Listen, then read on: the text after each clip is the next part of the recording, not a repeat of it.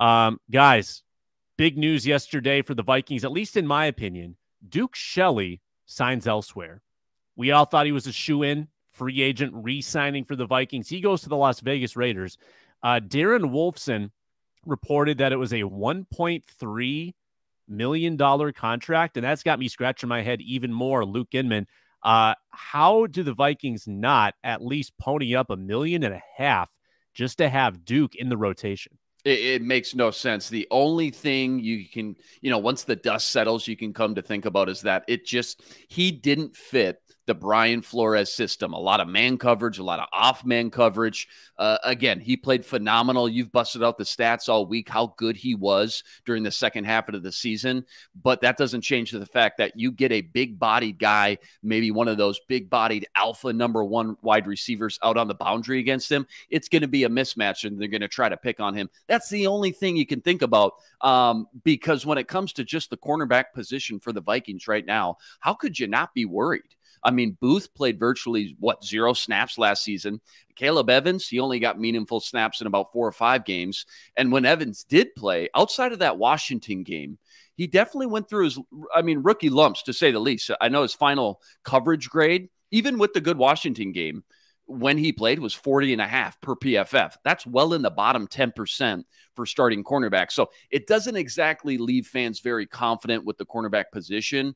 And the bigger issue, I think, is you're relying now on not one, but 2 guys who both have already dealt with major injuries. That's why you want to Duke back, just to have some bodies in there, some fresh legs, some different options in case one of these guys goes down. Booth hasn't been healthy, really, or played a full season, going all the way back to his college days at Clemson. Evans already dealing with concussions from last year. That's the last thing you want to see. So again, not sure how fans are supposed to, feel good or feel confident about that position heading into next season, even with the clear-cut cornerback one in Byron Murphy, because it's a position where you need at least 3 capable guys on the roster at all times, if not more.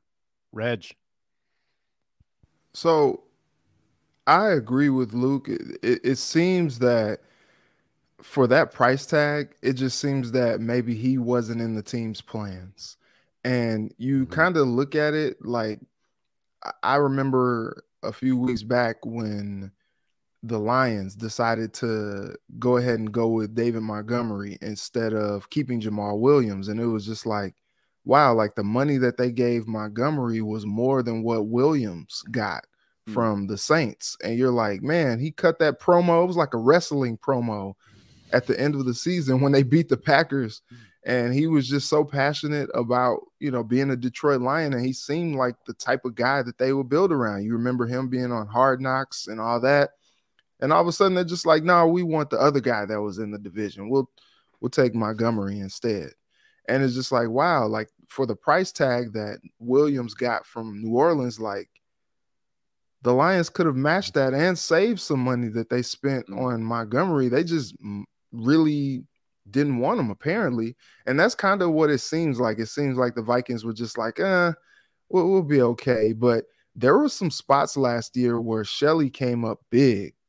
He was kind of like the unsung hero of that defense at times last year. They were banged up, didn't have a Caleb Evans, didn't have Booth, and he just kind of stepped in there and did what they needed from him. He had some big games. I'm thinking of, Buffalo, Jets, had pick against Chicago, his former team. Like, he had some big games last year and really kind of stepped up when they needed him to. But maybe what I'm thinking, the league is still going more towards like the long, rangy corners. And, Duke Shelley is a bit undersized at 5'9". That was kind of always the knock on him. But last year, I felt like he proved that he could play. No matter what his size is, he could go out there and ball. But, I think he's going to do well in Vegas with the Raiders. But as far as the Vikings are concerned, you got 3 guys, your top 3 guys. Byron Murphy missed 8 games last year with the back injury. Booth basically missed like all of last season. And then Evans dealt with those concussions and he missed a considerable portion of his rookie season. Those are the 3 guys. Luke was talking about having 3 solid bona fide guys to go into the season with. Now you're like, okay, there's the top three. You're hoping that you can get the most out of Murphy. He can stay healthy and kind of bounce back. But then it's just up in the air with Booth and Evans. You kind of really don't know what you have with Booth just yet. And Evans showed flashes, but he needed to be on the field to get those reps in. And so you're like, okay, are they going to hit the free agent market a little bit more? Are they planning on bringing Shandon Sullivan, Chris Boyd back? But, those two guys were two guys that they really didn't rely on a ton on the defensive end. Maybe they're going to go try to build heavy with the draft. And that's fine if you're going to do that. But going into a situation where you're hoping that the defense is competent to match what the offense is going to do from a production standpoint, man, you're going to go in there relying on rookies. I don't know. It just seems a little thin. Brian Flores has some serious cojones to come in here and basically give the green light to say, all right, get rid of Cam Dantzler. We don't want Duke Shelley. This is the plan. And what is the final plan? I'm not sure we fully understand it. It seems like they're telegraphing right now that they need corner in the draft. But also, guys, let's give Kwesi a little bit of credit. He might be biding his time looking at this veteran free agent market. There is no worse example of supply and demand as a player than at the cornerback position, where there are just so many more bodies than there are needs. Look at the free agent market right now. Byron Jones, age 30. Marcus Peters, age 30. William Jackson, age 30. Shaquille Griffin, 27. Bradley Roby, 30. Ronald Darby, 29. Troy Hill, 31. Eli Apple, 27. You get to your late 20s as a cornerback, and you are deemed basically a washed-up entity. Like, you age faster than at running back, I swear. The league is just packed with these veterans, and there just isn't room for all of them. Rock Ya-Sin, that's kind of a prize free agent, age 26. He's still unsigned. So the price tag on all these guys is going to decrease. Kwesi might have his pick of the litter to say, all right, we waited, your prices come down, now we're going to bring you in on a 1-year prove-it deal. And I think that's the play. I think that's the only way to supplement this roster as it stands, because you guys both mentioned the asterisk to this whole thing, the fragility of Caleb Evans with the concussions and Andrew Booth with everything. I mean, and Luke, I think you said going back to college. I'm not even sure he was healthy a year in college. I think high school.